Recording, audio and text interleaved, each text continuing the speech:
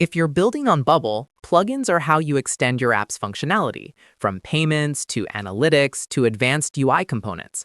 Here's how it works. Installing plugins. Inside the Plugins tab, you can manage everything. On the left, you'll see your installed plugins. On the right, the details for each one. Click Add Plugins to browse the marketplace. You can search and sort by rating, usage, or submission date.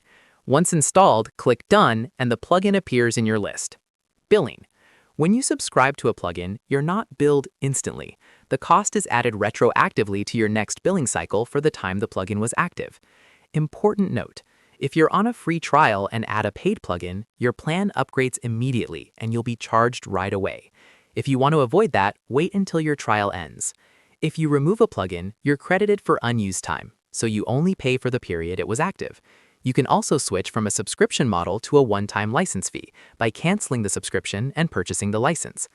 Plugin billing follows the same frequency as your app plan.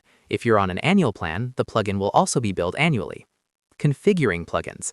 Some plugins, especially those connected to external services, require API keys. You enter these keys directly in the Plugins tab. Usually, the same key is used for both development and live versions, but you can set separate development keys if needed, for example to keep test data separate from production analytics. The Plugins tab also shows what each plugin adds to your app.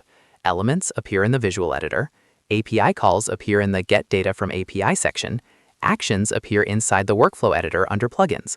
Keep in mind, every plugin adds extra code to your app. Too many plugins can slow down page load times, so only install what you truly need. Reviewing plugins. Ratings and reviews help maintain quality in the marketplace. You can rate plugins directly in the editor. Those ratings are shared with the plugin creator so they can improve their tools.